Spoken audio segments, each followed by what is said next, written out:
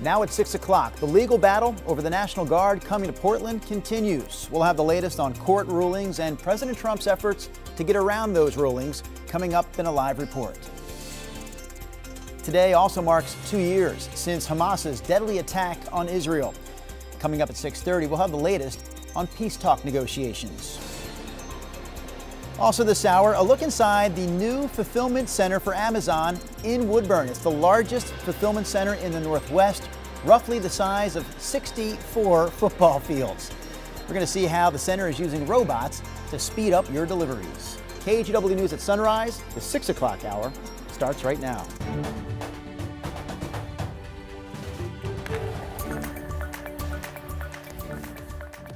Good morning and thanks for joining us on this Tuesday. I'm Drew Carney. No China Green to be seen, but we do have these two guys. We've got Chris McGinnis on traffic, Rod Hill on the weather. Rod, yesterday was pretty much picture perfect for a fall day around here in October. What about today? And today will be almost identical across much of our state. Warmer than yesterday for you folks out east, a little bit cooler at the coast, right about exactly the same here in the valley.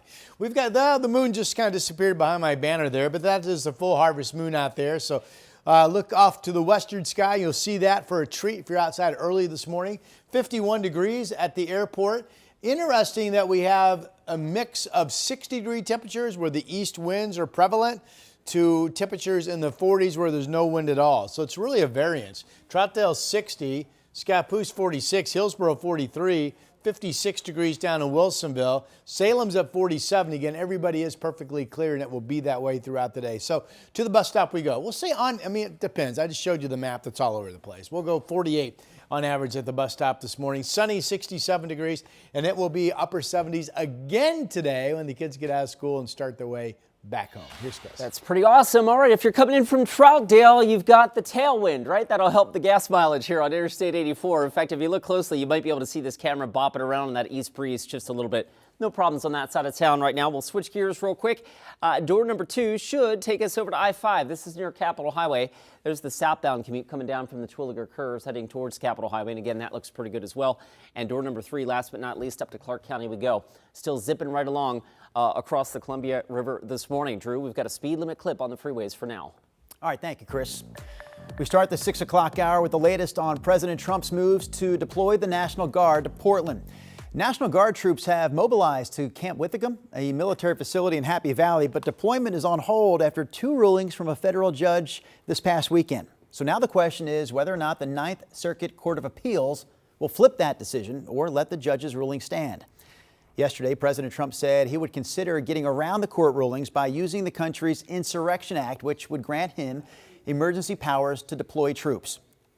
While that's happening in D.C., officials here in Portland are accusing federal officers of using excessive force on some of the people protesting outside the city's ICE facility. The crowd outside the facility last night was larger than it's typically been for a weeknight. Nearly 150 protesters and counter-protesters gathered there. Sunrise reporter Thomas Schultz is live outside the facility this morning. So Thomas, what are you seeing there right now? Well, Drew, it's been very peaceful and quiet all morning long. There's maybe a dozen protesters here off in their campsite just down the block. But outside the ICE facility, there's no protests going on. Last night, our crew saw 2 people detained. They saw federal agents come out of the ICE facility and detain 1 person and then go back inside. It's unclear why that happened. Portland police also made an arrest around 5:15 last night of a Tennessee man connected to a harassment incident on Sunday. This all comes after a federal judge ruled over the weekend the Trump administration could not deploy Oregon's National Guard to Portland, or the National Guard from any state for that matter to Portland. That drew ire from the White House. With all due respect to that judge, I think her opinion is untethered in reality and in the law. The president is using his authority as commander-in-chief.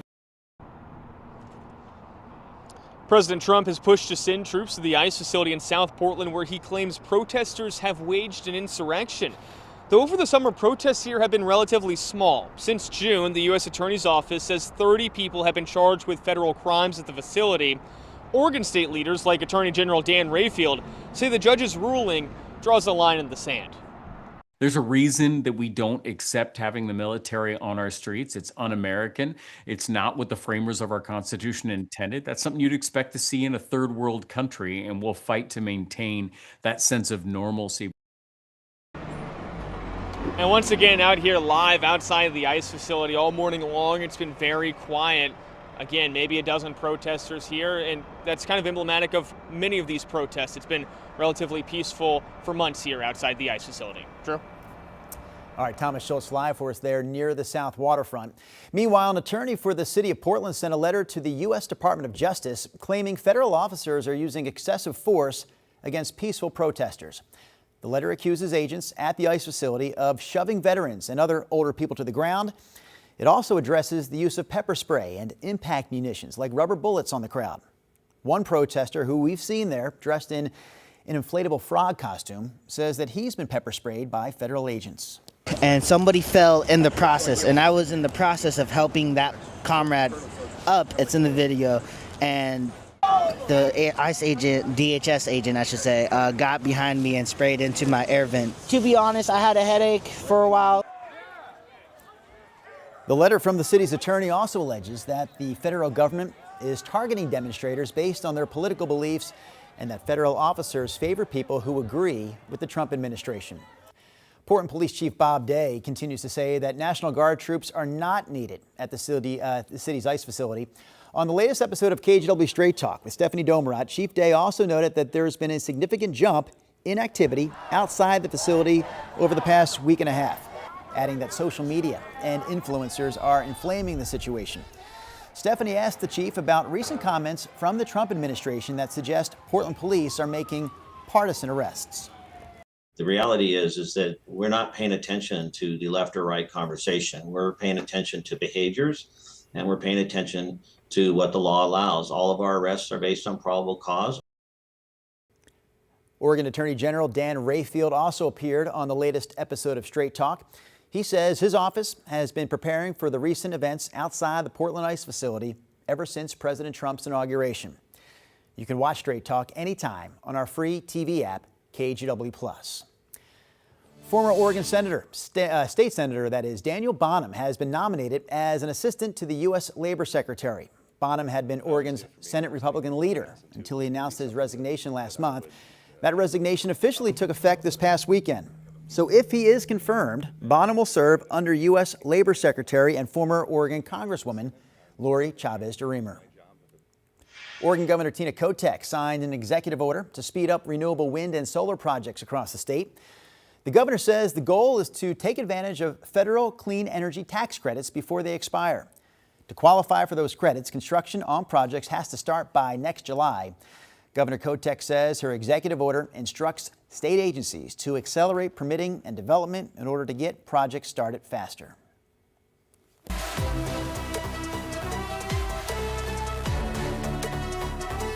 Italy says it will have 4 flag bearers for the opening ceremony of next year's Winter Olympics. The cities of Milan and Cortina are sharing host duties next February, so the main opening ceremony will take place in Milan on February 6th, and there will be a smaller ceremony that night in Cortina with 2 flag bearers in each city. The Olympic flame begins its journey to Italy on November 26th in Greece and is expected to arrive in Rome on December 4th.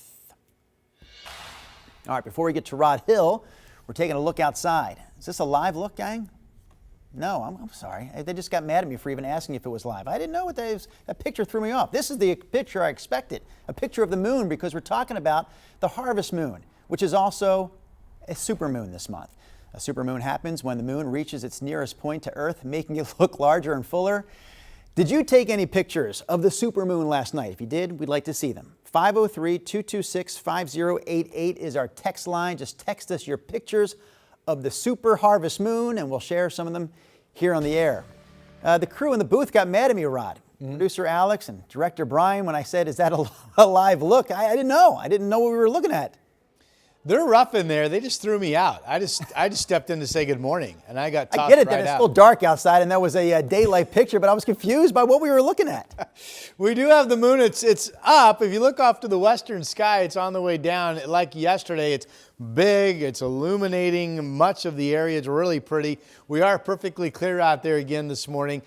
Second morning in a row, I'm watching east winds. Remember at this time yesterday, the easterlies were just starting to pick up. Well, we've got a gust out at Troutdale now at 30 miles per hour and enough wind kind of splintering through the area that we have quite the variance of temperatures. Here's the live camera from Vancouver, the Springs at the waterfront. You can see Mount Hood on the left, of course, the spires of the interstate bridge there. Beautiful clear sky morning. And this is a calm spot, 46. If you don't have wind at your place, you're in the 40s. If you have wind, you're in the 50s or even 60. There you can see Mount Hood from the Chehalem Tasting Room in Sherwood. Again, obviously clear skies. Sherwood, not much wind, 46 degrees. Salem, not much wind, 47. Kelso, not much wind, 43. Newport's got a breeze, 61. And then look at the 20s, 26 in Burns and 27 degrees out in Baker City. Here we go again with another clear sky day. Enjoy. We have temperatures east of the Cascades, a little bit warmer than yesterday. This shows 77 in Bend. The coast expected to hit 70 early afternoon, then westerlies replace the east wind flow and your temperatures drop into the 60s. Up and on I-5, it was 78 in Portland yesterday. Could hit 78 again today, and upper 70s in Salem again today. In fact, some of the modeling gives you folks in Salem a high of 80 today. We'll see. 78 for Portland. Tomorrow, a nice day, just cooler. 66, partly cloudy, shower chances start Thursday. Those shower chances look likely Friday. Here is Chris McGinnis. Thank you for that. We pick it up with a traffic alert in Clackamas County. So it looks like we've got a malfunctioning traffic signal on Highway 212 westbound near 135th.